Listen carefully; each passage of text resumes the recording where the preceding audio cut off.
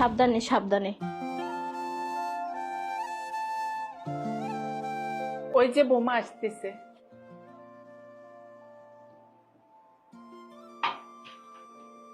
বোমা, তুমি আমার সাথে বসো।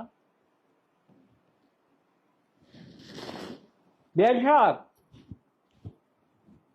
আমার আদরের মেয়ে কোনোদিন কাজকর্ম করে নেই, তাকে আপনি একটু দেখশন করে নেবেন, কারণ তার মা শিশুকালে মাহারা মায়ের আদরটা পায় নাই, সেই আদরটা আপনি দিবেন। দেখি আমার বোমার মুখখানি। মা দাঁড়াও। আরে কি হয়েছে বাবা? আমরা বউ দেখবো না? আরে মা, বউ দেখবা তাতে তো আমার কোনো সমস্যা নাই, কিন্তু সবার আগে আমি দেখবো। হ্যাঁ, তুইও দেখ, আমরাও দেখি।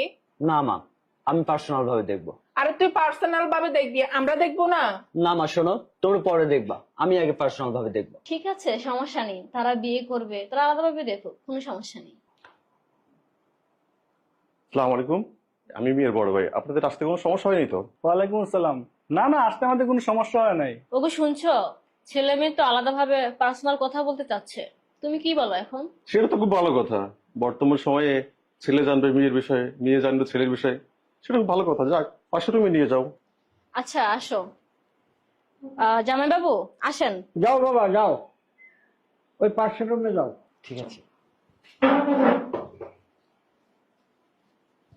আচ্ছা দেখুন, ও আমার একমাত্র ছোট বোন। ও এখনো পড়াশোনা করতেছে। ছোটকালে আমাদের মা মারা যায়।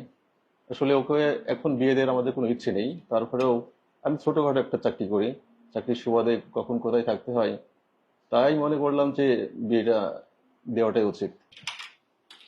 আচ্ছা ঠিক আছে, আপনারা কথা বলেন।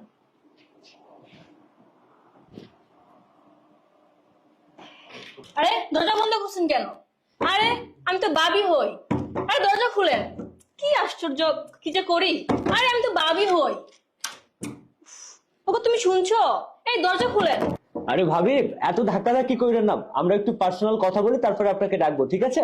আপনি বাইরে অপেক্ষা করুন। আপনারা বসে আছেন কেন? নাস্তা খান, আর তো অনেক গরম পড়ছে, শরবত খান না। নেন। থ্যাংক ইউ মা। আমার দুইটা ছেলে, দুইটা মেয়ে। মেয়ের জামাই আমেরিকাতে থাকে, মেয়েও আমেরিকাতে থাকে। মেয়ে থাকে আজকে 1 বছর। তা এখন ভাবছি যে ছেলেকে বিয়ে করাবো, ছেলেও চলে যাবে আমেরিকাতে, বউও চলে যাবে। ও হচ্ছে আমার বড় ছেলে মালেক, ও একটা বিজনেস করে, ওর ওয়াইফ ডাক্তার। আমার বড় বৌমাও বিদেশে চলে যাবে, স্কলারশিপ পেয়েছে তো। আপনারা হয়েছেন এত বড় লোক, বড় লোক আমার গরিবের ভিতরে কেমনে নজরটা আসছিল? আসছে ভালো কথা,